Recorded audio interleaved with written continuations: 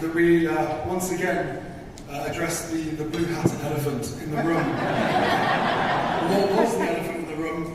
But now, well, I was going to do this in French, but let's just do it in English. I am truly sorry for wearing a Dodgers hat.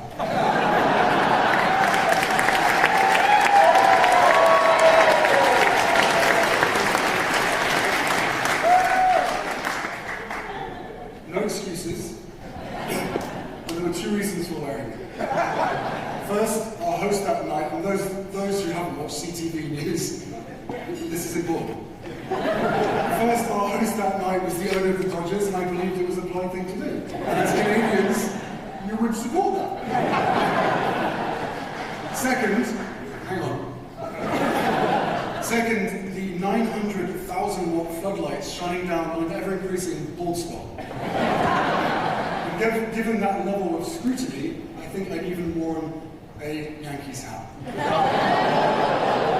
Okay, maybe not a Yankees hat, but you get the dilemma, right?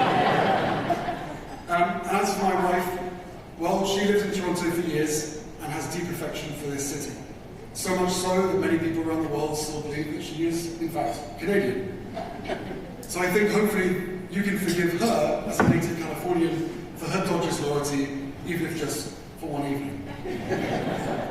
But truthfully, and jokes aside, this city will always mean a great deal to me. You provided me a wife.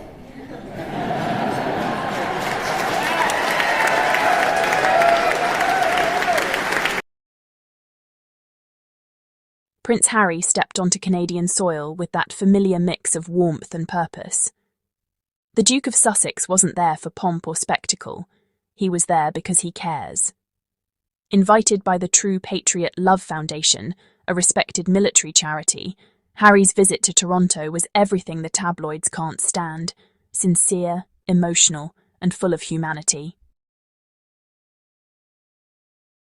From the moment he arrived, you could feel the energy shift. Veterans, service members, and civilians alike welcomed him not as a royal, but as one of their own. A soldier who's walked the walk, a man who understands what service really means. Before his now famous speech at the National Tribute Dinner, where he brilliantly addressed Hatgate with humour that had the audience howling, Harry spent time at Sunnybrook, home to Canada's largest veterans care facility. What happened there was pure magic. He visited the Creative Arts Room, where elderly veterans, some from the Second World War and Korean War, were using art therapy to heal both mind and body. And rather than standing off to the side like a distant dignitary, Harry rolled up his sleeves, laughed, chatted, and connected. There was no Your Royal Highness formality, just Harry, the veteran, sharing jokes and genuine moments with men and women who've given so much for their countries. News outlets captured the essence perfectly when they described how Harry won over Toronto's century-old war heroes. These are people who've seen everything: war, loss, and time itself. Yet they were glowing, smiling, even chuckling with him.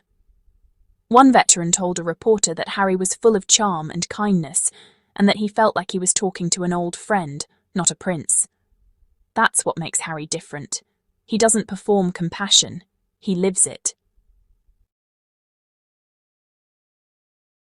When Harry later sat down for an interview, he spoke with that grounded humility that always cuts through the noise. He said he truly enjoyed speaking with the veterans, listening to their stories, and even joking around with them.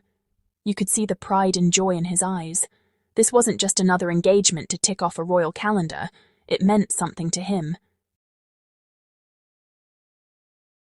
And that's the part the world keeps seeing so clearly. Harry's connection to the military runs deeper than any title. From serving on the front lines in Afghanistan to founding the Invictus Games, his bond with veterans isn't symbolic, it's lived experience.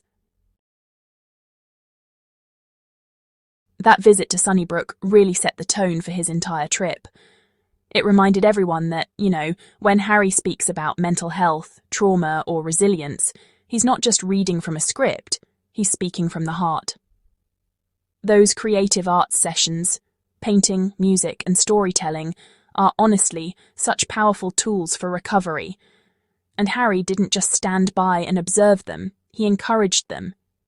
He made those veterans feel seen and celebrated, not forgotten. And then, later that evening, came that unforgettable moment. Harry standing at the podium during the True Patriot Love National Tribute Dinner, ready to deliver his keynote. The crowd was already buzzing, still moved by his visit earlier in the day. But what they got next was pure, unfiltered Harry. He addressed Hatgate, the ridiculous media frenzy over him wearing a baseball cap, and turned it into one of the funniest, most self-aware moments of the night. The audience just roared with laughter. That one joke, delivered with perfect timing and confidence, did more than silence critics. It reminded everyone of who he truly is, a man who refuses to let hate or gossip define him. And the best part? The applause that followed wasn't just polite, it was thunderous. People stood, clapped and cheered because they saw what the British tabloids refused to acknowledge. Prince Harry isn't a scandal, he's a success story. This is what makes the contrast so striking. Back in Britain, the tabloids are still obsessed with twisting his every move, trying to drag him into their endless negativity. But here in Canada, he's being celebrated for the man he's become, a compassionate leader who jokes, listens, and heals through human connection. While his hat became a headline overseas, his heart became the story in Toronto. Veterans spoke about how inspired they were by his presence, how his sincerity reminded them that the world still values their sacrifices. That's impact. That's legacy. Harry doesn't need palace approval to make a difference. He doesn't need the British tabloids' validation, and he certainly doesn't need the royal machine's cold, scripted gestures. His actions, honestly, speak for themselves. He visited the elderly, he made them laugh, and he left them smiling. And that's what people saw, a prince of the people, not a puppet of the crown. That's why audiences across Canada applauded so loudly during his speech. It wasn't just because he cracked a good joke. It was because he represented kindness, courage, and emotional intelligence. It's everything the monarchy claims to stand for, but, rarely delivers. You can't fake what Harry showed in that art therapy room. When those veterans spoke to him, they weren't talking to a man with perfect posture and rehearsed politeness. They were talking to someone who understood, a man who has faced loss, served in uniform, and fought for healing, for himself and for others. That's why the connection was so strong. You could see it in their eyes, mutual respect, a shared understanding of what it means to rebuild yourself after pain. Then, when he took the stage that evening, that same authenticity carried through. He didn't give a distant, ceremonial speech. He spoke as a fellow veteran, a father, a man grateful for the life he's built. Think about how symbolic this entire visit was.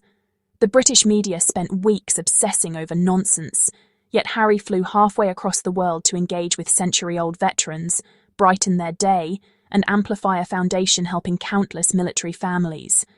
That's substance over spectacle. He used humour to lighten hearts and compassion to strengthen spirits. And it worked. Canadians adore him for it. And honestly, who can blame them? He's natural, funny, and relatable. You don't see him acting superior or distant. You see a man who's healed enough to bring laughter into rooms that have seen pain. That's the truest definition of leadership. When the applause filled that hall in Toronto, it wasn't just for a speech, it was for a spirit.